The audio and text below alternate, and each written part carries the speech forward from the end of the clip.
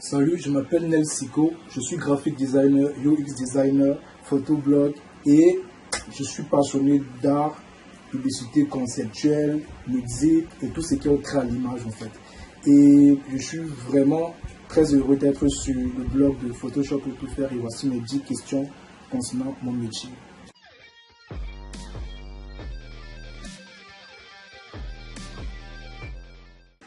Ce qui m'a attiré dans le domaine du graphic design, c'est le beau, c'est tout ce qui est coloré, bien structuré, l'écriture, les polices, la mise en page. Déjà tout petit, j'aimais bien dessiner, voilà, mais j'ignorais complètement en fait que c'était quelque chose de palpable qui pourrait vraiment être rentable et aussi assez amusant à l'avenir. Donc c'est ce côté du beau, la publicité télévisée, les animés à la télé, voilà. Et c'est ça qui a contribué à ce que j'arrive à m'investir dans le graphic design. Et ce qui me passionne de plus encore, c'est que à chaque fois que j'essaye de me faire une conception, j'ai l'impression de toujours naviguer dans mon univers à moi, surfer sur mon imagination, tester des nouvelles choses et aussi ce qui est le plus important, c'est de résoudre les problèmes au quotidien. Parce que nous, créatifs, nous avons cette tendance, nous avons la tendance à résoudre des problèmes chaque jour, des particuliers, des entreprises. Ce qui donne vraiment ce challenge-là à relever chaque jour, être au top et satisfaire les gens et se satisfaire soi-même en tout cas.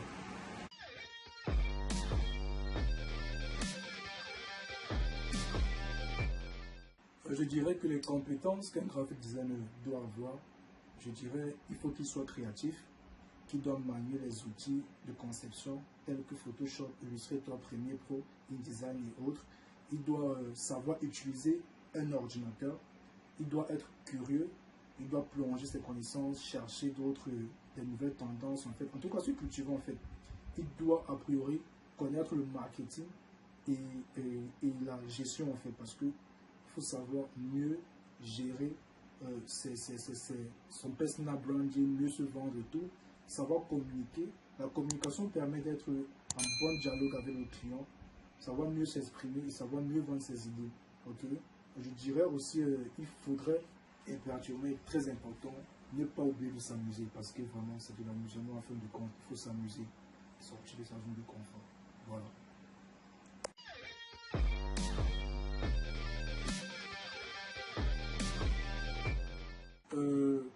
Comment je comprends une brief? Comment est-ce que j'interprète une brief? Ça dépend. Parce que si c'est un client habituel, comme je suis en agence, généralement, quand les clients envoient un travail, pour moi les commerciaux, je dresse un brief. Dès mon brief reçu, si c'est un client habituel, comme je disais tantôt, et que j'ai l'habitude de travailler sur les projets concernant l'entreprise, je vais benchmarker ce qui a été fait sur le projet. Et concernant l'entreprise, s'ils ont à communiquer auparavant et tout, j'essaie de trouver des recherches. Je fais des recherches pour trouver des sites de contenu. Je fais des recherches, je fais un mood board autant pour moi concernant tout le projet. Dès que c'est fait, je passe à la prochaine étape qui est le sketching mode. Le sketching mode me permet de canaliser toutes les recherches que j'ai eu à faire pour les dresser dans, on va dire quoi, un sketching process. Voilà. Du coup, je les dépose, j'essaie de classer tous mes éléments. Dès que c'est fait, après réflexion, je passe à la prochaine étape, autant pour moi, qui est le process, même le processus de conception. Sur les logiciels, c'est soit Photoshop, soit Illustrator et tout. Et après ça, je travaille selon ma sensibilité sur le projet. S'il y a des trucs à modifier, je modifie. S'il y a des trucs à rajouter, je rajoute. Et ainsi de suite. Après ce process terminé, j'envoie le travail au commercial ou bien au chef de projet. Du coup, on essaie de débriefer tous ensemble. Si ce n'est pas trop dans l'optique de ce qui a été fait, on renvoie pour débriefer. J'intègre les débriefs et on envoie comme projet final au client.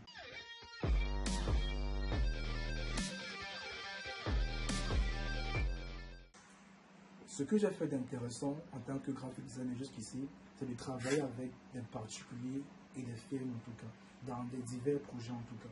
Moi, je ne savais pas que le graphic design était si important dans la vie de chaque personne, dans le business de chaque personne, parce que c'est la plaque tournante de toute activité, parce qu'il faut communiquer. Et je me suis rendu compte que c'est quelque chose d'essentiel, indispensable même, je dirais, dans la vie de tout le monde, dans le train de vie de chaque entreprise en tout cas, parce qu'il faut communiquer pour créer des informations et c'est quelque chose d'assez intéressant en fait. C'est ce que je peux dire en ce qui concerne cet aspect de découverte, voilà, dans le tas.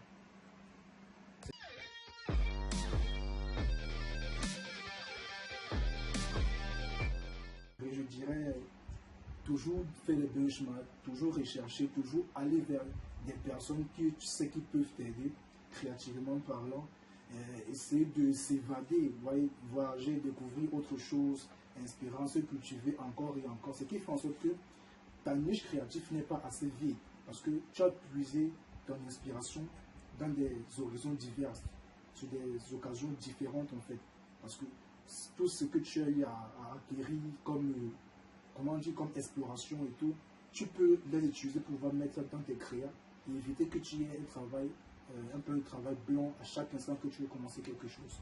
Moi, je dirais prendre en compte des recherches, découvrir des choses, aller en aventure, lire. Voilà, c'est culture en fait.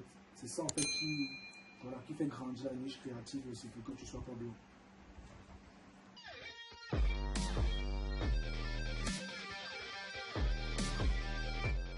L'erreur courante que certains débutants commettent quoi?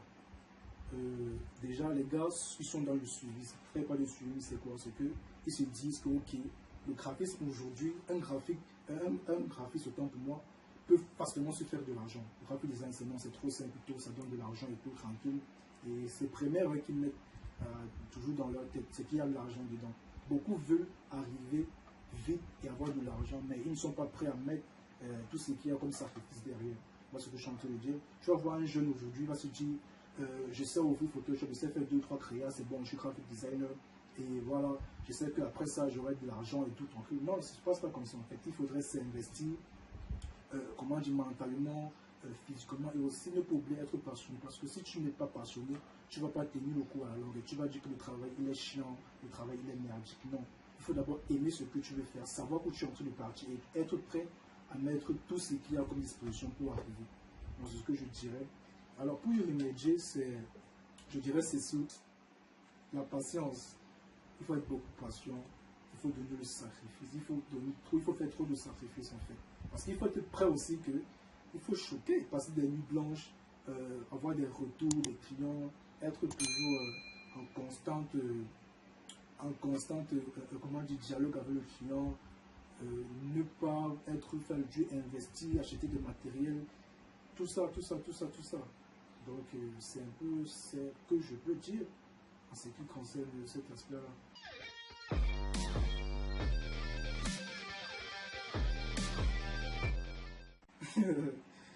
Choisir, qu'est-ce que je pourrais sauver? Je dirais mes bébés. Mes bébés parce que c'est source de revenus. Sans eux, au moins, je ne sais pas trop, mais je sauve mes bébés. Ensuite, je pense à autre chose. Parce que sans eux, je ne suis rien.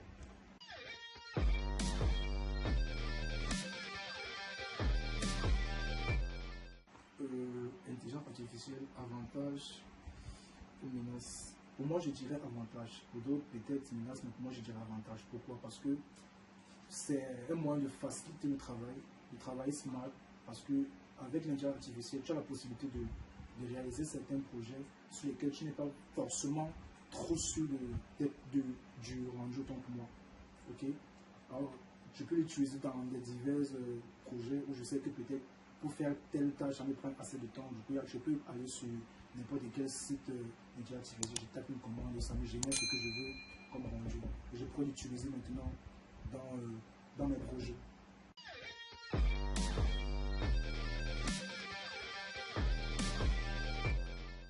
Moi, je suis plutôt objectif comme critique. Je sais que si on me fait des retours, c'est pas en mal, c'est pas personnel, mais c'est par rapport à quelque chose de précis, sur un projet divers. Donc du coup, je prends les critiques comme quelque chose d'objectif, voilà, et j'améliore ce qui est amélioré, et pour que les choses aillent très bien, selon ce qu'on a demandé en fait comme travail. Donc je dirais plutôt objectif que subjectif en tout cas. Voilà.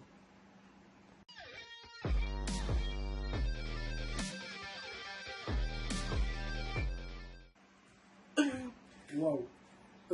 Une anecdote, ok. Un jour, je reste tranquille et puis il y a un numéro qui m'inbox, WhatsApp, soit disant qu'il a un travail pour moi. Donc, il est venu par recommandation. Il me dit, j'ai un petit travail pour toi assez simple et j'aimerais vraiment que tu le fasses. C'est assez urgent. Je dis, ok, d'accord, pas de problème. De quoi est-ce qu'il s'agit? Le mec m'envoie une image, un document. Et sur le document, il y a un appel posé. Et puis, le gars voudrait que je retire l'appel pour qu'on puisse voir ce qui est écrit derrière l'appel. Dans le document, il y avait les effets sur le document, mais il y avait un appel qui cachait certaines informations. Et le gars voulait que je retire l'appel pour qu'on puisse voir ce qui était écrit sur le document. Mais j'ai dit, bro, là, c'est quelque chose de vraiment pas possible. Mais moi, c'est assez compliqué. Tu vois, donc c'est cet aspect-là, en fait, jusqu'aujourd'hui, je ne peux pas oublier cet événement-là. Et bro, c'était assez bizarre.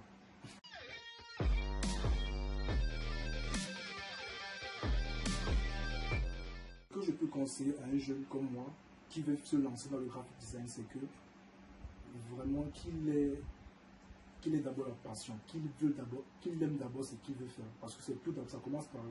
Si tu n'aimes pas ce que si tu n'as pas l'amour pour le truc, tu ne vas pas t'en sortir. Tu vas trouver la chose assez nonchalante, assez trop, tu vois, trop lourd pour toi.